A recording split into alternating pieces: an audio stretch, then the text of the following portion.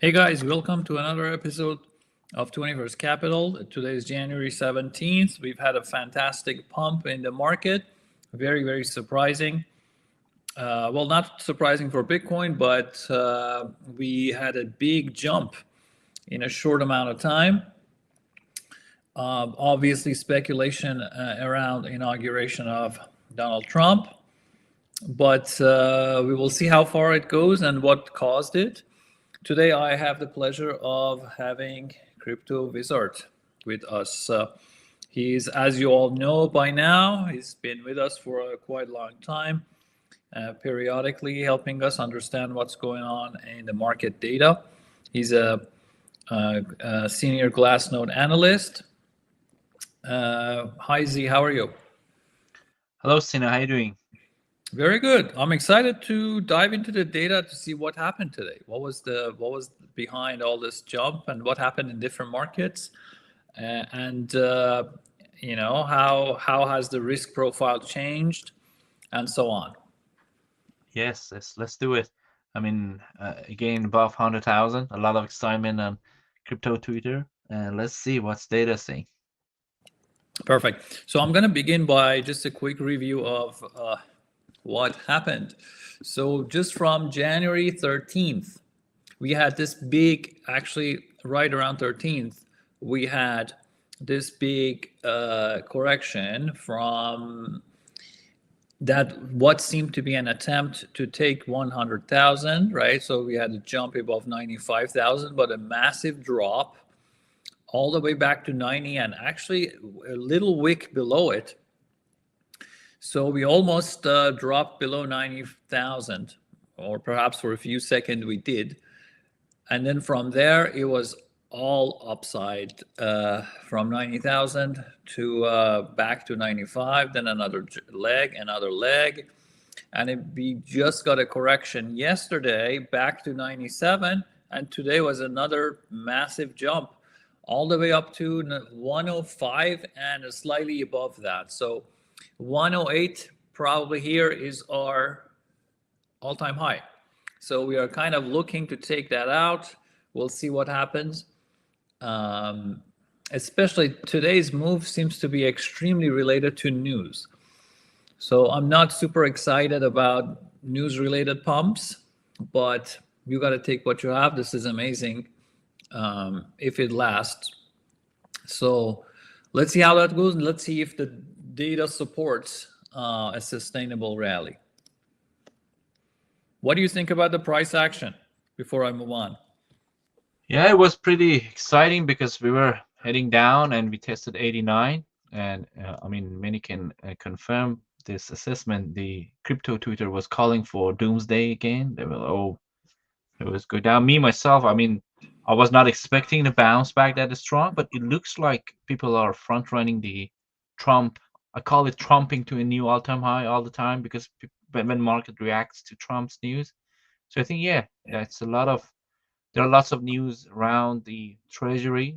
Strategic treasury of Bitcoin. Mm-hmm. Government is going to start. I don't know what it is. Where is the source of this news? But looks like the crypto market is reacting strongly to that. Speculation. Exactly, like a lot of speculation about what's gonna come in the next in the on the first day. And so let's look at a couple of news items that were discussed. If I bring back my screen, yes. So a bunch of things happened right today. So, Bitcoin massively pumped. Here, it's very important. Wyoming filed for a strategic Bitcoin reserve bill. So this is a bill for the state of Wyoming, right? It's just a state legislature. It's not a federal one. Another similar thing happened in Massachusetts. They also filed for a strategic Bitcoin reserve bill. Important point, these are just bills. Like somebody made a proposal. This is completely different than something that than an actual strategic Bitcoin reserve.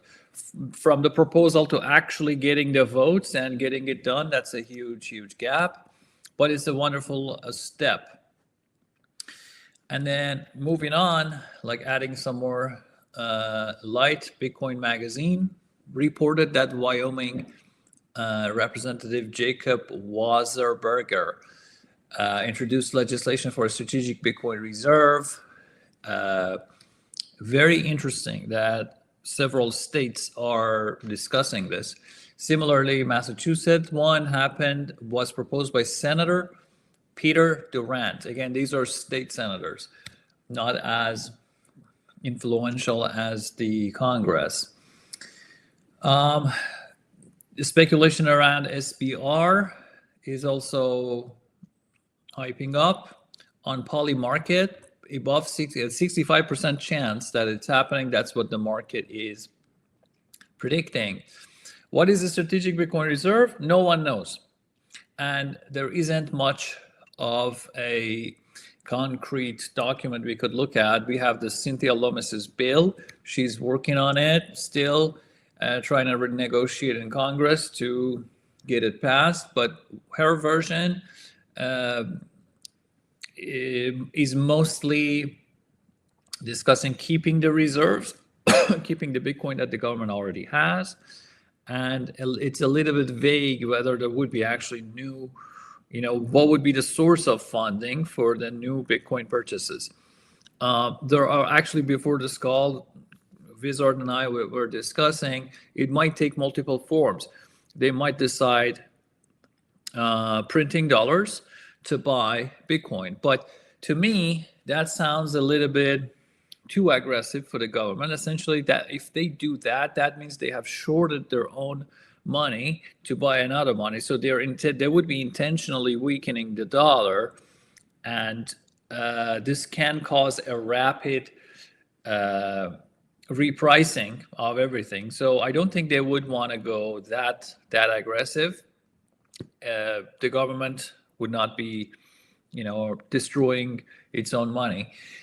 Instead, it might take a more conservative form where, they might buy some coins, but through another source, maybe by converting some gold reserves, some other reserves that the United States might have, or maybe selling some other currency that they have in reserve and then buying Bitcoin. Most likely is, just committing, the biggest commitment being that the government just keeps the Bitcoin it has and doesn't sell any of it. That's still a meaningful, interesting step, but it's going to be a lot easier to pass. So I would still be looking for the details of this before, getting into any conclusion. Plus, there is a big distance from discussion to actually passing something in Congress. So this is very interesting. This is good. It's signaling a positive change, but the actual change has a wide range of possibilities, from a nothing burger to a significant buys from the United States. Yeah. What do you think, Z? Yeah, I totally agree. Like it is very hard to, be biased towards positive now or negative, either side. It's so hard because there's no detail. I was looking at the source of, because there was another news, two news. One was there was a quote or proposal. I'm not sure what was the correct term, but they were saying Donald Trump is going to support all cryptocurrency strategic reserve that are made in US. That was the term they used. And then there was another speculation. Okay, they mean Ripple and Solana. I think all these, founders going to Trump and see him recently is spending a lot of money on the campaign. They are cashing out. That's what my Bitcoin Maximalist side is telling me. They are cashing out whatever they spent on the campaign. Now they're speculating about the treasury of Ripple or Solana. And even if that happens, like you said, there is no mechanism, defined here. Is it going to be bullish? We don't know. Like, where they're going to print money to buy Ripple or Solana or Bitcoin? It's all vague, and there's no clear mechanism there. So I'm really skeptical, to be honest. First of all, I'm not sure it's going to be a thing. Like Polymarket said, in first 100 days, they're going to have treasury. I'm skeptical. I think people will beat the price much higher than it's supposed to be. And even if we have a treasury, we don't know how they're gonna like buy Bitcoin, put in treasury.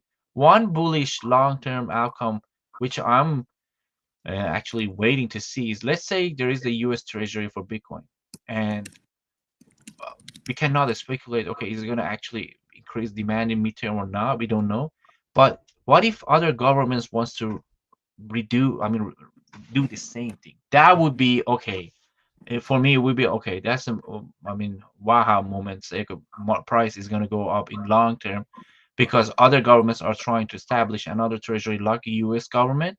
That then I would say okay, that is a bullish thing for long term. Otherwise, I think it's just a news without any reason. And if you go source back, especially today, they talk about Coinbase endorsed that treasury. Of course, Coinbase is going to endorse any kind of like treasury because that means like more business for them.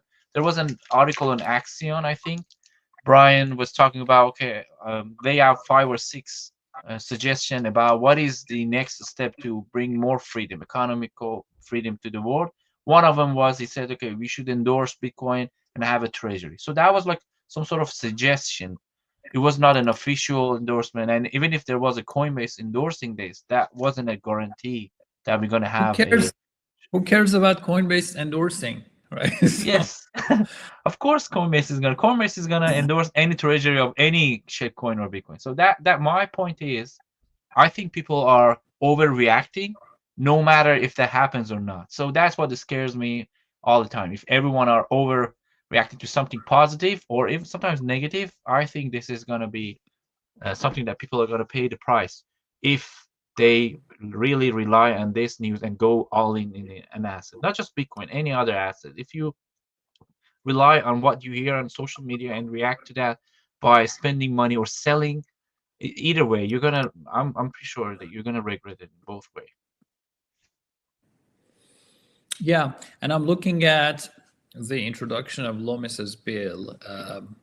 Let me show that. You can track bills. You can track the progress of different bills here. This is congress.gov official website. This is S4912. S refers to Senate. So this is a bill introduced in the Senate. Bitcoin Act of 2024 by Cynthia Lummis. Only she's on this. Typically, more people are there.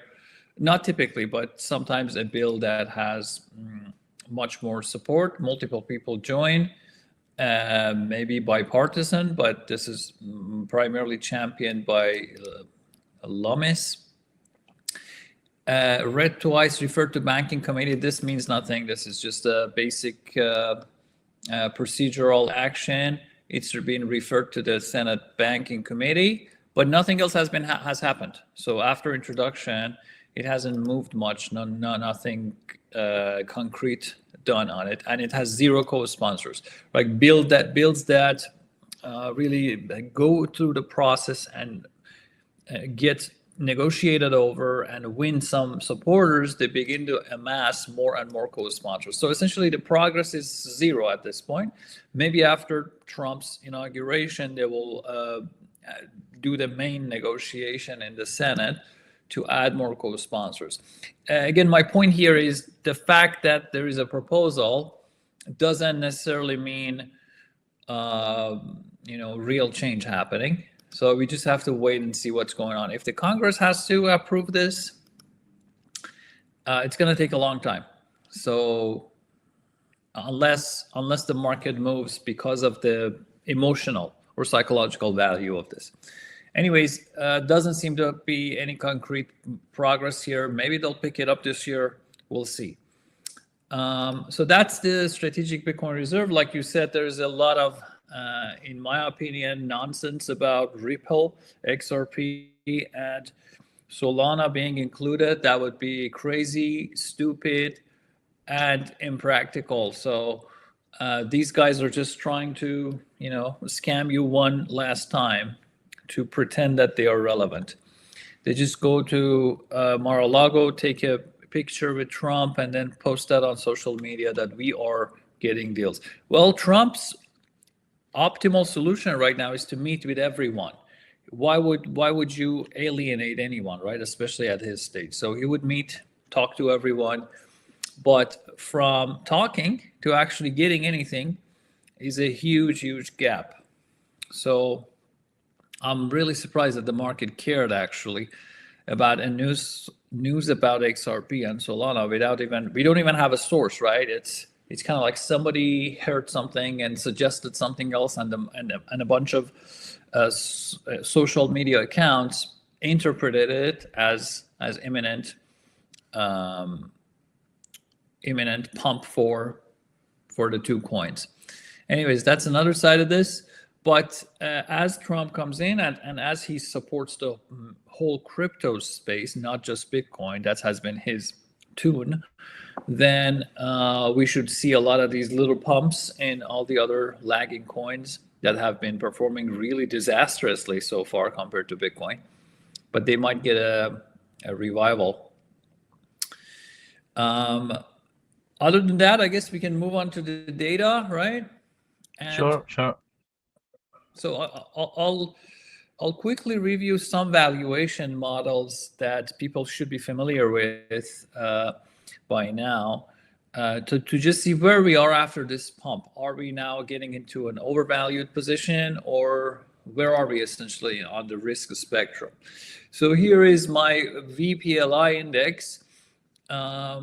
It was low earlier today. I made a post on Twitter and I said we are pretty in the neutral zone. We have moved up quite a bit since morning.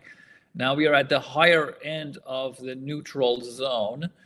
So VPLI is at 59. This is a metric that goes from 0 to 100. 100 meaning the highest heat, most risk of reversal. In other words, possibly the top. And we are only at 59 out of 100. So we haven't even got into kind of a heated zone or overheated zone. That's pretty good. And where this model comes from, it has its base is a power curve that essentially models the fair price of Bitcoin, and that fair price line kind of is in the middle point between a bull market top and a bear market bottom. It's the average point essentially, and we are kind of right around there. We are not much above what this model would suggest as a fair value. We aren't below obviously, but we're kind of hanging around there. So in my book, we are just somewhere slightly above the fair value. Nothing really unexpected at this time. Again, here's just better detail. The fair value would be at 86. We are at 105. And if this year is a bull market, we will just continue going higher and higher. So the fair value doesn't mean we're going to be always stuck at that value. We will trade above it, but we will come back down to it and go below. Exactly what happened earlier. So when ETFs came up, we were below, and then we quickly went up, above the line, below the line, above the line, and so on. Here's another look at another way to value Bitcoin is through a channel that is created by the Bitcoin quantile model. Top of the channel is quantile 99. Bottom of the channel is first quantile of the data. Essentially, these lines are created in a way that they cover 99% and 1% of the data. So that gives us a bound of possible range of values. And you can see where we are. Let's see if, getting closer. 105 falls right on the boundary of the 66 quantile. And if you look at the historical values, that 66 quantile that I have typically kind of indicates a phase transition. The tops of the bull market happen after this. So we are kind of playing with the boundary here, like we did a little bit in the previous cycle, spending our time before we actually do get a real pump. We are playing with that boundary, flirting with it until another leg begins. So with that, by the way, this 66% doesn't mean there's only 30% more of return left. It's actually because it's a log scale. If I convert it into a regular non-log price scale, you would see that Quantile 66 actually doesn't capture most of the gains. If we do get to the top of the channel, this would be, I think by the end of the 2026, this would be at 280. So there is another 3x left, but on the downside, if this year decides to go against what we think and it ends up being a bear market, this model would suggest a drop back to 70,000. But it doesn't necessarily tell us which year is going to be bull market or bear market. But we are, for now, we haven't even entered the hot zone in this model. So at least based on price history, the data doesn't suggest any overheating. Will give us some more detail from another perspective and from the on-chain data. Okay, so let me stop my screen and share yours. All right, so first off, maybe give us a game plan for what's coming, and then let's dive into the data. Sure. I'm going to use the week on chain that we did earlier this week when market was going, I mean, almost testing the 90,000. It was, I think, 92, 91 when we were writing this report on Glassnode.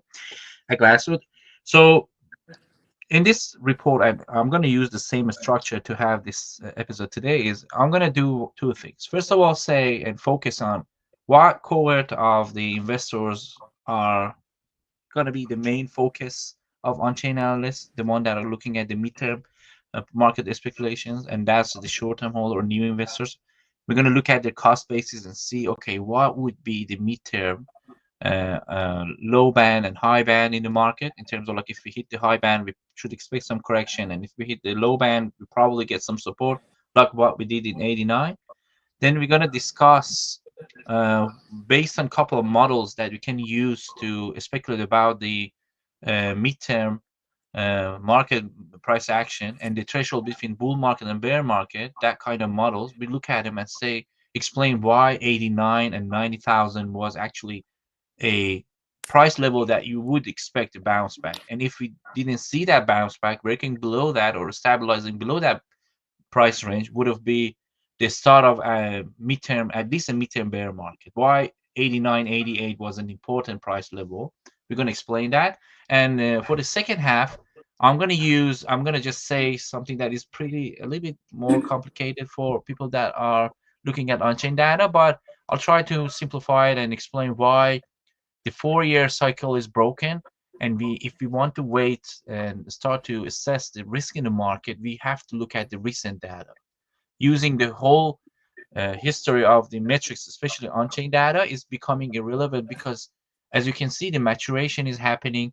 The market is more correlated with the macro event, and you cannot expect the macro event to wait 4 years and just be bullish for 2 years and then 2 years bearish. It is totally becoming a function of what's happening outside of the Bitcoin network, Bitcoin market, and Bitcoin market is becoming actually a risk indicator in the sense of, like, just the market itself. I'm not saying Bitcoin is a risky asset. I'm just saying it looks like Bitcoin is reacting to the risk environment, and when the risk is on, you would see there's a rally. Instead of looking at the halving and every 4 year expecting market is going to go up after halving, that cycle is breaking. That's evidence. Evidently, we can prove that. That's why when you want to do a statistical analysis or visually compare the current state of the market based on the historical data, you have to give weight to the last year of data instead of looking at the full 10 years. I don't know, from Genesis block. Sometimes that's what they look at it. That's going to be the second half, but I try to simplify what's the message. Starting talking about the market. But that's a great point. I mean, that's a great point you mentioned. Bitcoin increasingly acts as an early warning sign and a leading indicator for macroeconomics. So whenever there is fear, the first thing that would sell off would be the most liquid assets, right? So Bitcoin in that sense actually acts as early sign. There might be some strategies where more sophisticated investors could use the signal that's in Bitcoin to improve their trading in other assets. But what's relevant for us is what has caused the four-year cycles to happen so far does not have to act the same way moving forward. We actually do see quite a bit of range compression from the top to bottom of the cycle. So the significant pumps and significant drops and crashes are getting weak. So that's proven, that's already shown that you can find that pattern over time, definitely. Now that there's no reason that process cannot continue, and we actually get a completely different set of cycles or macro driven or other fundamental driven ups and downs. I think what's keeping the cycles going for now is mostly psychological factors. Yeah, it's a dominance of the investor who is still believe in 4-year cycle. That's what I would say. Even if we have another 4-year cycle, it is a function of what is the dominant mentality among investors. But that's fading away. Look at the just show some evidence. Look at the MVRV, which look at the ratio between the price and the cost basis of the all investors, which is like some sort of bubble indicator, how high we are, how deviated we are positively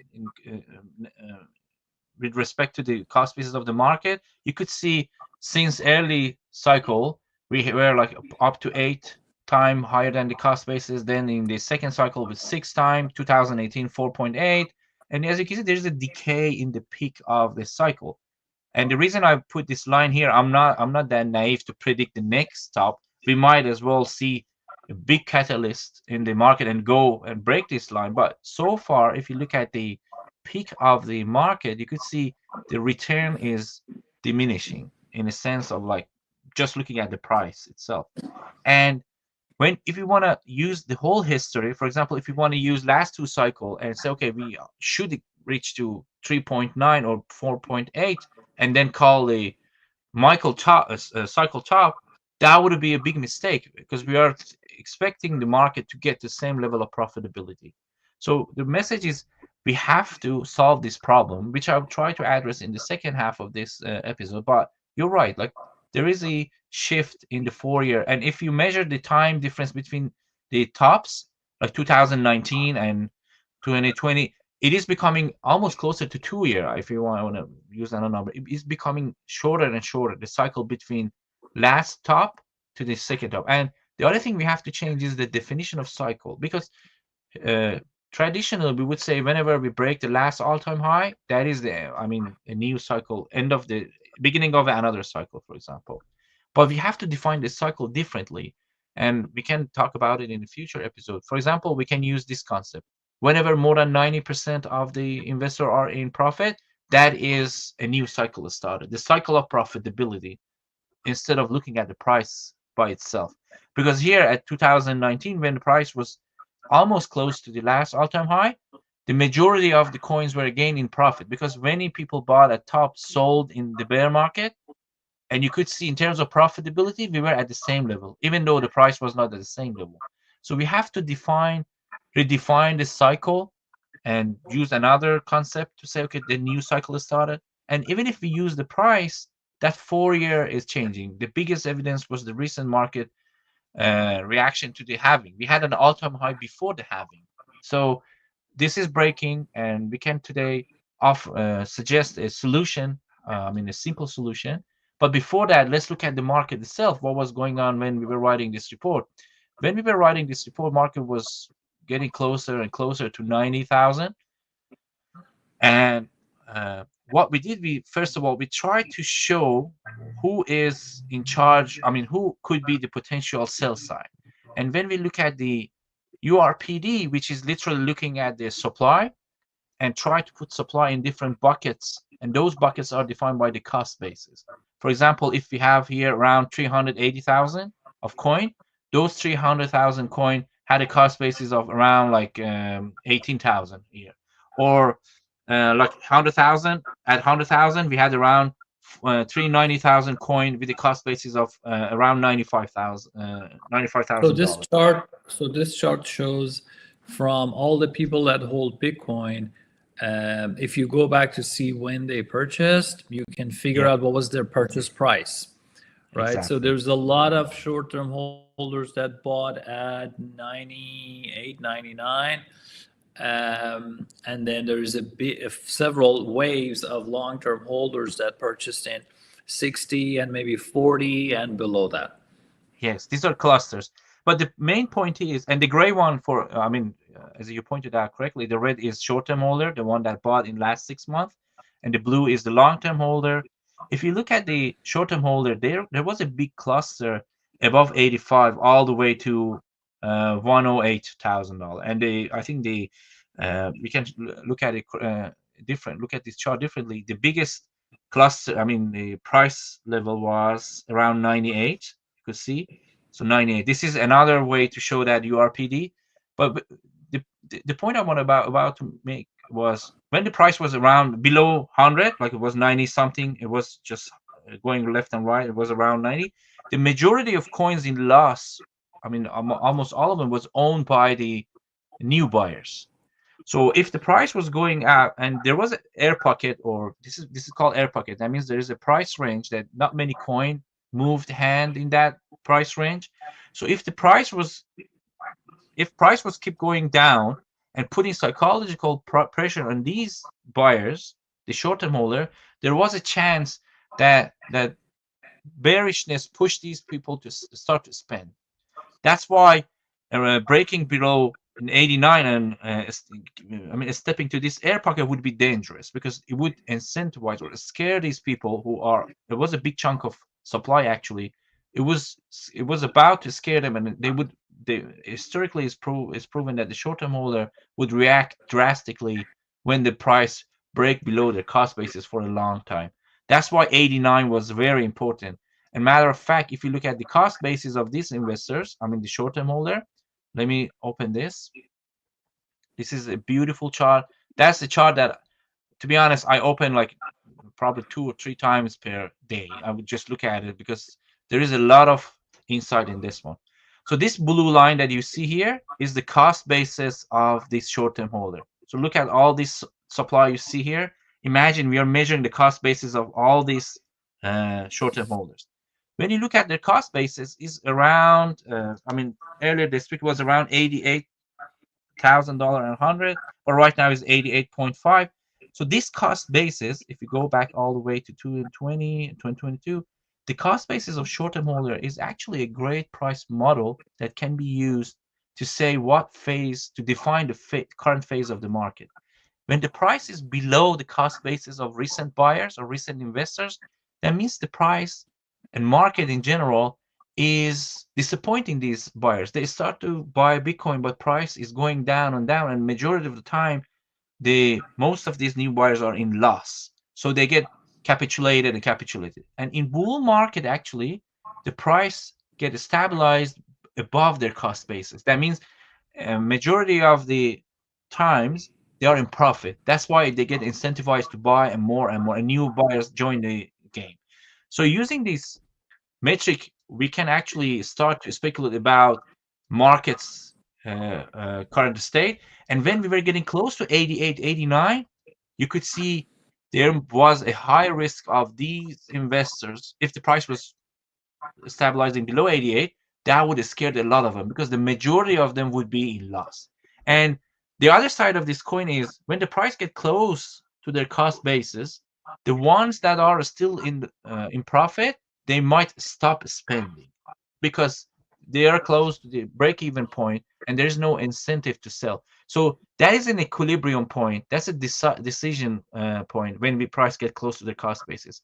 And when it was around 80, 89, you could see the second scenario actually played out. The sell pressure by these investors, the ones that were still in profit, I'm talking about these ones that they had the cost basis of 60, 80 something, they stopped and the sell pressure actually decreased.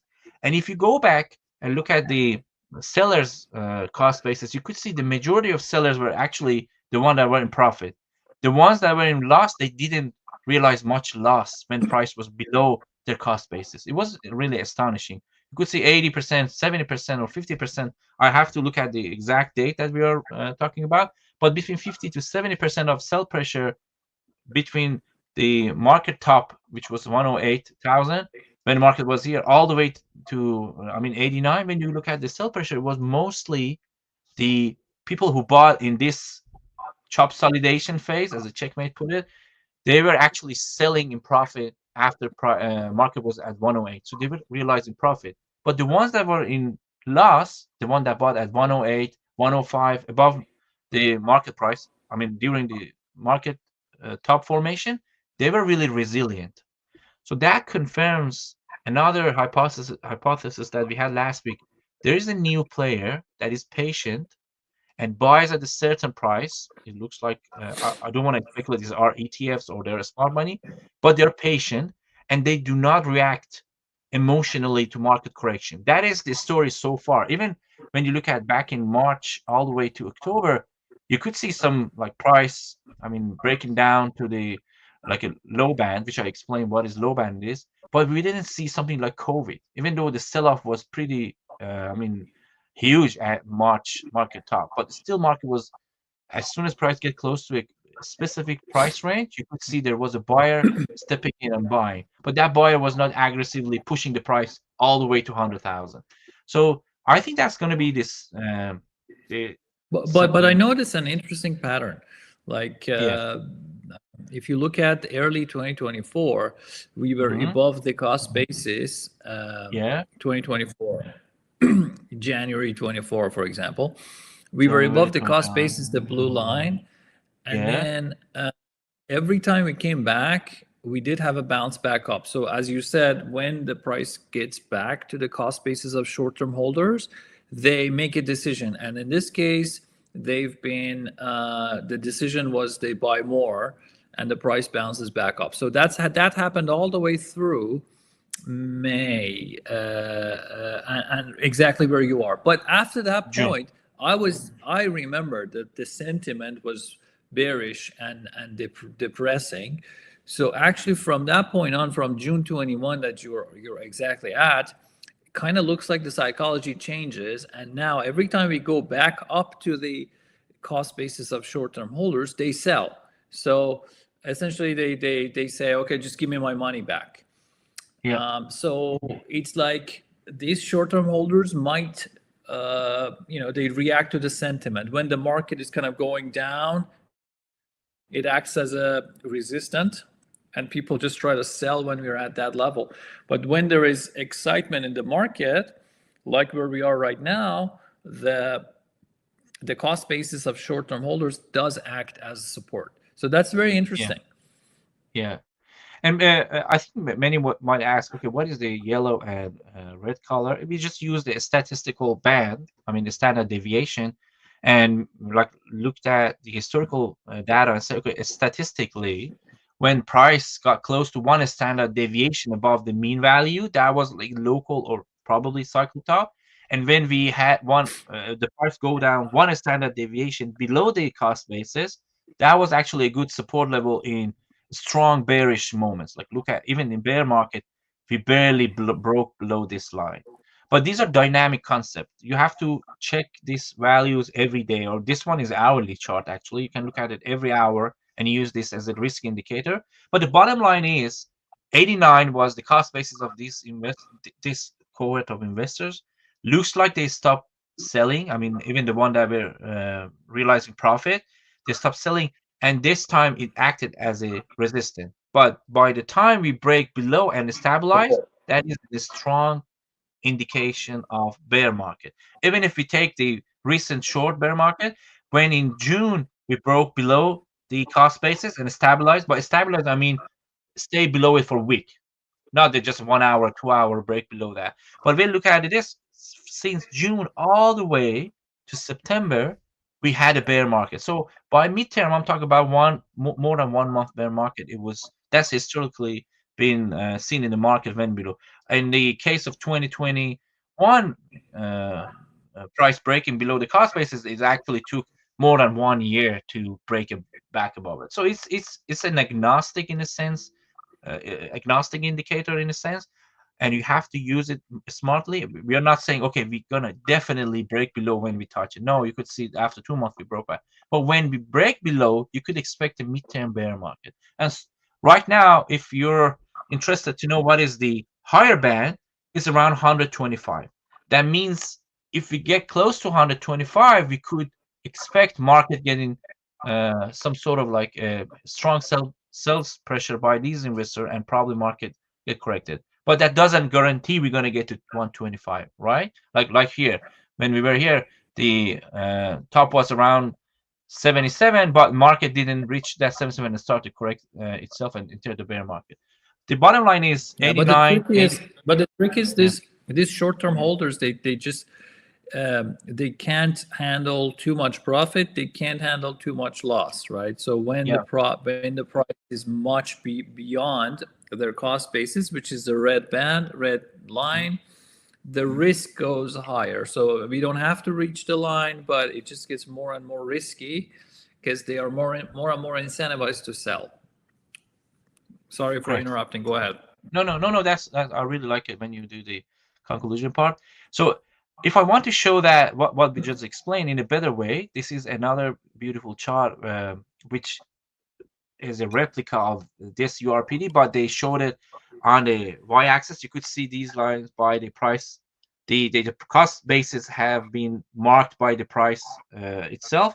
You could see between 87 all the way to 70, yeah, 70,000. So 70 to 88. This gap is between the there is no big chunk of supply moving hand here. So that's what I personally was expecting price enter and do the bottom formation in this air pocket. But it looks like no, probably the Trump inauguration actually acted as a catalyst, and people are beating before the I think this is Monday. I think it is this the first day of the government is Monday. So they're trying to bid and say, okay, we're gonna have a strategy treasury. It looks like that's the way they're acting, is they're buying Bitcoin for future values. That's what I see in the market. But if we were going below 88, I was expecting the price get consolidated between these two price levels, because the buyers that bought at 77, look, they were hodling all the way to January when the price went 108 or 105, and still they are a hodler. So their incentive have been tested. It looks like they are buying for long term. The short term holder we wanted to spend, they spend from 108 all the way to 89. So let's see what happens. There are a couple of other metrics that I want to show, and I'm not using these models to speculate about what's going to be the bottom. It's just interesting. The most interesting thing that I found in price model after the short-term holder cost basis is the cost basis of the ETFs. And this is the depositing investor. That's telling us, let's take the inflow to the ETFs and look at what price, how much Bitcoin they bought, and find the cost basis of the buyers in the ETFs. I mean, I know it's a little bit complicated, but I'm talking about the price that the buyers at ETFs did and day one. Like, this is the cost basis of the depositor or buyers. Interestingly, all the way from June, where we broke below the cost basis of short-term holders and we had some correction, you could see price, as soon as price get close to the cost basis of Fidelity and BlackRock, price was bouncing back. It looks like that patient buyers that I was talking about, that's another confirmation. You could see there's a patient buyer, and most likely ETF played a big role during the market corrections in between June and September. And as you can see, their cost basis at the moment is around 68, especially BlackRock. I think it's the biggest ETFs now in terms of the IUM, is around 68. What I'm trying to speculate here is, if we had a bear market, let's say market was going down, personally, that 68 was another confirmation of that air pocket that I was talking about. I said between 70 and 88. That was the range I was expecting the market to consolidate. This 68 is confirming the lower band of that range again. So that was actually, I was about to use this as a I mean, extra tool if we were breaking above. So right now we're not breaking. Apparently, we're not breaking below 88, so we can use it in future. It is a model that I would look at it in a bear market and see if the price get close to the cost basis of these ETFs. What's going to happen? Are they going to start to buy when the price is close to their break-even point? So it's possible. You may also be able to discover some variation in ETFs, because the person who buys ARK should have a different profile than a person who buys BlackRock or Fidelity. So you might see some interesting things there as well. Definitely. Even now, I mean, we're not even we're close to 1 year, and you could see there's a deviation between the behavior of Fidelity and IBIT. That is interesting. Like you said, the character of buyers in different ETFs could be totally different, and it's really interesting to see what happens in future. So far, all the way to September, it was pretty the same. But after September, you could see, wow, like IBIT, because they bought a lot in this rally, you could see the cost basis. But Fidelity didn't buy too much in the I mean during this rally from 70 something to 108,000. So it's interesting. They're going to be in the deviation, and I mean watching it is very, very interesting. I can also tell you from a whole year of looking at ETF data, IBIT is the last one to sell. Like whenever price is correcting, you would see most other ETFs show outflows, but IBIT very rarely. So it really does look like these are long-term investors. Perhaps a lot of them are passive investors, but the profile is completely different. So maybe their cost basis has a different meaning than, say, Fidelity and other ones. Very interesting. Yeah. Now I want to focus on Fidelity and BlackRock here, what they did during this rally. For example, BlackRock, look, we had a little bit outflow, or I mean weakness in the buy side after we break below 97. I mean in December, late December, you could see actually we saw an outflow from BlackRock, which doesn't happen much. You could see it's not very frequent. They had zero flow, but negative is very rare. But late December, we had actually a outflow, early January, and then that's a 14-day moving average. Let's make it weekly, and actually starting when we broke above, I mean 94 and all the way to, I think it's Wednesday and today, January Thursday. I don't think that today's data is out yet, but this week we had a outflow. I mean, and this is dollar value. It's not Bitcoin value. So they had like some sort of sell-off in this rally. But when we turn on all the, let's see, BlackRock. I mean, last 1 month, 6 months. When we turn on the Fidelity, you could see the Fidelity was buying. So we should look at the net value. When you look at net value, because BlackRock is the biggest, we had some sort of sell-off during this rally. That is a negative sign that what I saw. I mean, during this rally back to 105 today, I think it was the highest. I didn't follow the hourly price data, but it looks like they had a little bit sell-off at the end of the week.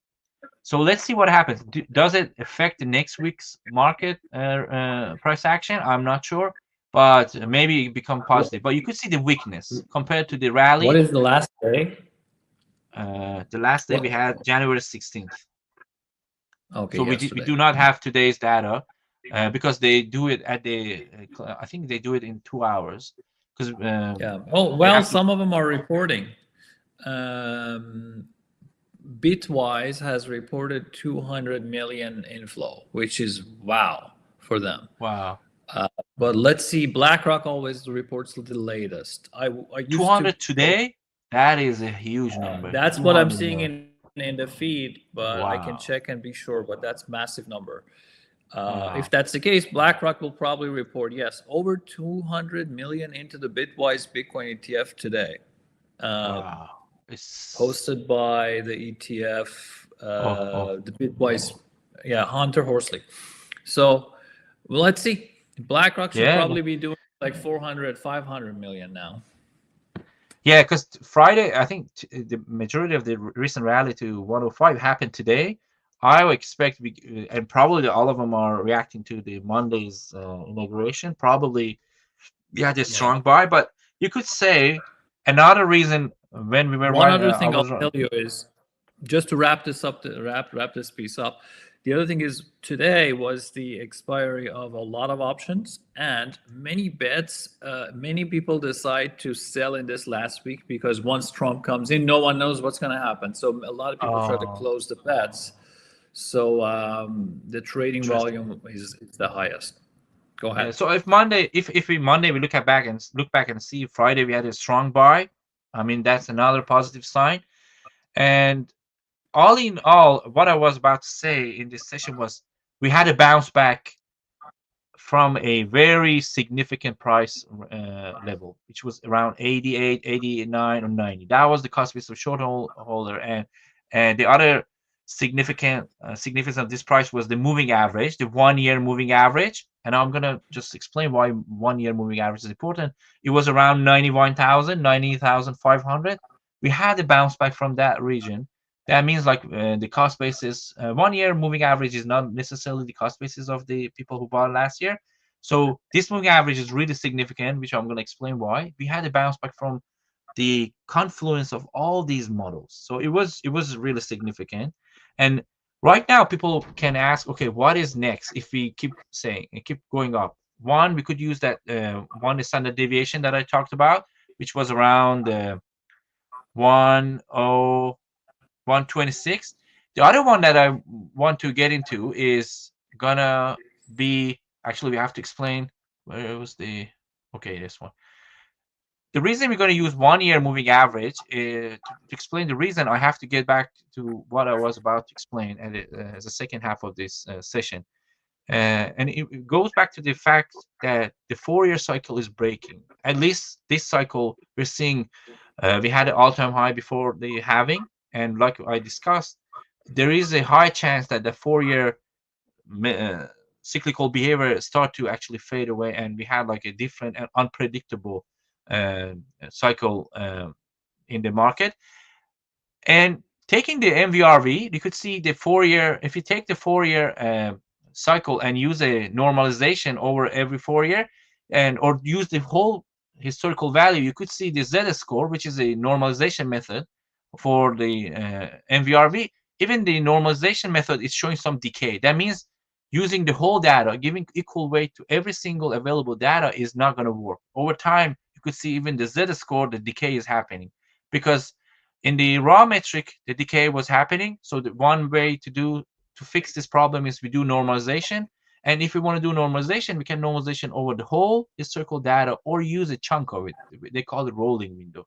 Or in a simpler term, we can use the recent data and look at how high the current state or how risky the current state is compared to last X number of data. And instead of looking at the current state of the market compared to the full history, because full history is irrelevant. We can give more weight to the recent data. So here we tested to different rolling window or different length of historical value that we can use and normalize the MVRV. Here we compare the 4 year instead of the full historical value. You could see there is no big difference between the green is 4 year and the orange is full historical value to do the normalization. You could see there is no difference, much difference, a little bit difference in bear market. Then we use 2 years rolling window, which is the last 2 year data to normalize the MVRV. You could see it's getting better. I mean, you could see during the top in 2021 and top 2018 and 2016, the tops that we had, and the top in 2024, you could see it is pretty in the same range. But at the same time, in 2019, when market got close to previous all-time high, or earliest stage of the 2024, when market had a big rally, it was not showing a lot of signal. I mean, a significant signal, even though we had almost 2x rally from the bear market bottom. So these are not being picked up because that 2 years is not short enough. Then we move to 1 year moving average, meaning we use only the last 365 day of data to judge today's data. Compared to last 365 days, are we in a high risk, or are we at the higher band of that metric, or no, we are at the lower band? Using this 1 year moving average or 1 year historical data, you could see we could almost pick every single major top in the market That is why the 1 year is my new interest thing, the rolling window that I'm going to use to normalize different on-chain data. And looking at the 1 year Z score or 1 year normalized data, the top at 108, the top at March, the top that we had in early January 2024, all of them was based on last year of data to that point was statistically significant, and market started to correct. And the level that is pretty consistently marking the high risk zone in the market is 2 standard deviation, meaning when we have a rally to 2 standard deviation or more above the moving average of last 1 year of price data, I mean MVRV, or this in this case is MVRV. When MVRV is 2 standard deviation or more above the moving average, last 1 year moving average, the market has a very high risk. And the conversely, when we had 1.5 standard deviation below the cost basis, market usually form this bottom and market start to bounce back at least for midterm. So using this 2 standard deviation and 1.5 standard deviation range, we can develop this model. Let me open it. So this model is literally looking at the price and using MVRV, 1 standard deviation, 1.5, 2 above, and 1.5 below. Let me turn off all of them. I just use the red line is the 2 standard deviation. When MVRV is 2 standard deviation above, it's 1 year moving average, and the blue is 1.5 standard deviation below the 1 year moving average MVRV. As you can see, it is a little bit skewed to the positive side. That's the nature of Bitcoin.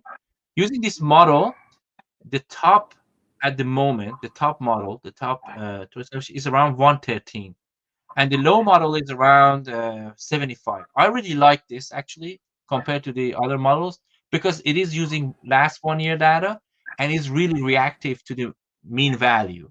And I would use this one in addition to the short-term holder cost basis. And I think from this episode and go on, I mean, starting from this episode and for the future episode, we probably keep updating the, viewers by these two models. First, the 1 year standard deviation model on MVRV, which is basically looking at the profitability in the market using the recent data. If it's too profitable, that is high risk. If it is too, the profitability is diminished, to the lower level, that is very low risk, and also the cost basis of short-term holder. I think the confluence of these two models would be the strong market compass, and we can use it from now on in a future episode. What do you think, Sina?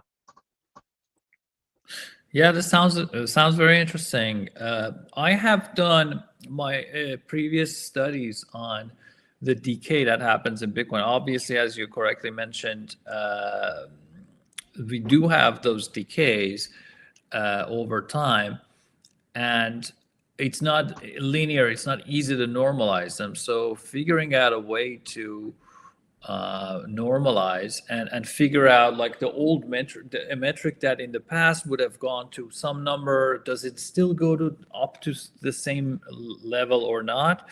That's very important. Otherwise, the metric has little value because you never know if it's too high or too low, right? So, but what you're doing seems to be doing a great job in providing a evaluation or sort of a risk metric. So the bands you were showing basically give us sort of like, the position of Bitcoin price in that range gives us a, risk metric, right? So if it touches the low level, you have the best buying opportunity based on this model. If it touches the top level, you have the highest risk of reversal. So, and you could even quantify the position within that channel, right? Yep, so to get a percentage based in terms of the heat overheated percentage. Yeah, correct. And I really like the idea because it is very dynamic, and it is in a sense agnostic, because you are not, if you use full historical value, you are actually saying I'm going to meet the same level that I had last cycle. That is not agnostic anymore. You're linearly predicting. And even if you use like a decay model like this one, I'm not against of it. It's much better than using the full historical value, but it's still, you're expecting this model stay, I mean, in charge of the market's behavior. I don't like this kind of mentality. I like to use the recent data and try to predict the short-term behavior of a specific metric instead of looking at the historical value and give too much weight. You can actually use this model, but it's gonna work until it doesn't. So I really don't like to predict too much I mean, into the future. But like you said, a dynamic model that use the recent data, try to do some sort of normalization in a smarter way. That's what we can do actually. There's no other way. I mean, And that's it's what we can do. important. It's important to remain flexible and dynamic because the nature of the market is changing so fast. Like every cycle, Definitely. completely different people, completely different institutions, different reasons, different fundamentals, right? So we have to always be vigilant about the past, not necessarily being a great guide for future. Yeah. One chart before we, I mean, close this episode is it could be too bullish or at the same time it could be too scary. I leave it to the audiences. Um, leave it to them to make a decision. Is it too bullish or is it actually a scary chart? This is showing the size of the loss in the market as a percentage of the market cap. For example, in bear market in January 2019, this is showing 51%. That means equal to 50% of the market cap, there was an unrealized loss in the market. The unrealized loss in the market was equal to half of the market cap in that specific point. And during the bull market, obviously, this number is going to be really low because majority of people are in profit. And even if you see a little bit in loss, a little bit loss unrealized in the market is the people who bought at this top, for example, and then market corrected a little bit, and we had some loss in the market, unrealized loss. What is scaring me for a long time? I mean, these, do you see these peaks in 2016? These are around like 8-9%, around 7-8%. In the China ban, we had almost to 11%, equal to 11% of market cap unrealized loss in the market. What is scaring me? We're not seeing much loss or not much pain in the market all the way. I mean, starting when? Starting December 2023 or even earlier. Yeah, December 2023, all the way from December 2023, market remained in a very profitable state. That is scary. Like it's been a very good, a long spring in the market. That's what scares me. But the counter argument is we are actually living a market similar to 2016. That's another argument that I mean I've heard that they talk about. Okay, we're living in a pretty constructive spot-driven cycle like 2016. We might have some correction for sure. We might have some consolidation similar to what we had from March to September, but we're not going to have a crazy bear market for, I mean, a long term. And starting December 2022, that's been the case. We didn't have a crazy correction like the one that we had China during the China ban or the Luna and FTX. And in this sense, it's expected because we have not experienced a very huge macro negative event yet. It remains to be seen. If, for example, we had one of these custodial being forced to sell off, what's going to happen? I'm really, really keen to see what's happening. So far, we have been living a 2016 to 2018 kind of market, but that scares me. Too much profitability for so long. That is what is always scares me, and probably I'm wrong. I mean, it's up to the audiences to make a decision. Many might say, okay, you're too skeptical, but personally, I mean, if I want to be a speculator, I think this has been going for so long, and we need some sort of correction, like what we saw in, I don't know, 2021. It could be like driven by an exogenous factor, or something happened out of the market, or simply it could be a lot of people keep taking some profit off the table, and market doesn't have enough demand, and we enter a bear market. But That let me was tell the you something. Let me Yeah. tell you something. This chart is kind of doomed to showing less spikes over time, because as Bitcoin grows, market cap becomes larger and larger, but the volatility also goes down. So the the importance or the number of people that at any point in time would go into a loss also is going to be smaller. Mhm. So it's kind of like from a little cup that could have large perturbation, you are transitioning to becoming an ocean where really its level really doesn't change much. So, and a little bit of up and down really doesn't have much of an effect. If somebody's losing, some other person is buying, right? So it's all getting canceled out. So I guess this might also be an artifact of lower volatility and diminishing volatility in Bitcoin. Bigger market cap, less volatility would dampen a lot of these loss percentages. Could be. I mean, and that's the case so far. Look at what we saw in 2015. There is a decay in the amount of loss during the market capitulation, and you're very, very right in terms of volatility. Less volatility, less unrealized, relative unrealized loss in the market, and market cap is getting, the denominator is getting bigger. So expecting this metric to actually have a strong decay is very, very. It's not the wrong hypothesis. I'm with you, but let's see what happens, huh? Yeah, yeah, Yeah, let's see. So what is your overall feeling about from the data? I think. I mean, if you were asking last week, I was expecting to. I mean, testing below 88. Just to be honest, I thought, okay, market is showing some weakness. There's this weakness in the ETF buy side, but it all changed after this news around. I mean, Bitcoin treasury. My speculation is if there isn't a slightly positive or confirmation of this news. Let's say Trump really put in a statement, I mean, day one executive order, start to create a team to design this treasury. Like something like that. I expect we had another leg up and around 112 to 125. Like I said, is the high band of the model that we just explained. That's where I'm gonna be skeptical again and say, okay, I mean, market's gonna go down. But if by any chance, like they say, okay, yeah, we were talking about the treasury, but if there is a but, I expect a weakness in the market because we had a lot of profit taken off the market when we had the first rally to 108, and market already seeing a cool down. And like we showed in last 3 episodes before we break to 88. Remember last episode we were around 94, 95. We were talking about the cooling down in the market, both in perpetual and hot, I mean, the spot market. I was expecting that cool down reflects itself by a sideway or consolidation phase. So by any chance, I mean by any mean, if they start to bring a but into equation, I expect market go back to the cool down and a sideway or probably a correction.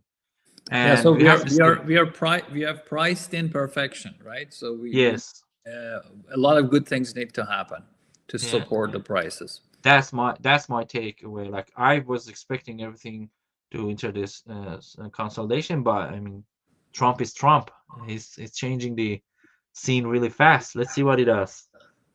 Yes, as you were explaining, I also quickly looked at funding rate. We did actually have a spike, but not massive. So it doesn't also seem like we have significant risk there. But also interesting, I think last couple of episodes we have talked about funding rate, and we mentioned that funding rate going negative is a really positive sign in terms of it's not going to last in there for a long time. So we should expect a bounce. And it looks like the recent bottom exactly happened in January 9 when we did have a negative funding rate at 91K. Yeah.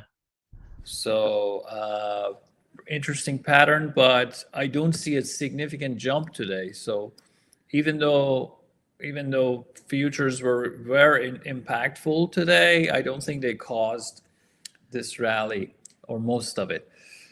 So Yeah, people for funding, the people have to look at individual exchanges. Like today, market rally, you could see at Bitfinex, we had the highest funding rate, and the next one was Deribit. So when the moving average of funding rate on Binance and Bybit goes above 0.1, that's when I'm gonna say, hey, the degens are entering the market, and we should expect at least a midterm rally. I mean, in the market. But still, if you go look at Binance and Bybit and a little bit OKX, I'm not saying they're not positive. They reacted definitely to the recent rally, but you want to see something like this. Like what? Let me zoom out. You want to see something like crazy, like here. Look at the funding rates. It's going nuts. And in the second rally, like you could see, it's just going up. And so we have to be careful. I mean, funding rates, exchange to exchange is really different. When we see a macro change or shift in the market, then we can actually speculate on the midterm. Look what happened in the December. Look what happened in March. All funding rates, almost all of them broke above their neutral value. But right now, we saw a negative, like January 9. Yes, all of them were negative. That was a sign of lack of demand or speculation probably in the futures market. If the spot market was kept going down, that would act as an extra downward pressure. But the spot market bounced back from 89, like we explained, and futures market is following. Like I said in the last episode, in the earlier stages, spot market start to rally, then futures get warmed up. In the second half or the last stage of bull market, it is the spot market cools down, but futures market start to beat up, and you could see the funding rate going crazy and crazy. So we have to see if this spot market rally keep going, and then the futures market moving average 7-day breaks above the neutral value. That is a strong confirmation of, okay, retail are back. They are believing in the rally, and you could expect some sort of midterm to long-term, continuation of the current positive momentum in the market. That's the playbook that I use. I do not saying it's going to work all the time, but using the recent examples, that's pretty solid framework. Very good. Yeah. Awesome. Well, fantastic. We had a lot of great gems from you today. I think it was very. I didn't even notice how time passed. So, a great series of discussions and analyses. Thanks a lot for that. So I'm excited for where we are, and let's see what happens on Monday, because Yes. the world will change Yes. over a course of 24 hours. So let's see how many things does he sign on the first day, and what comes out of the strategic Bitcoin reserve speculation. Yeah, let's see what Orange Man does. Let's see. Yes, Orange Man, Orange Coin. All right, so thanks a lot for being with us, everyone, and we will see you next week. Yeah, have a good weekend, everyone. Have a good weekend, Sina.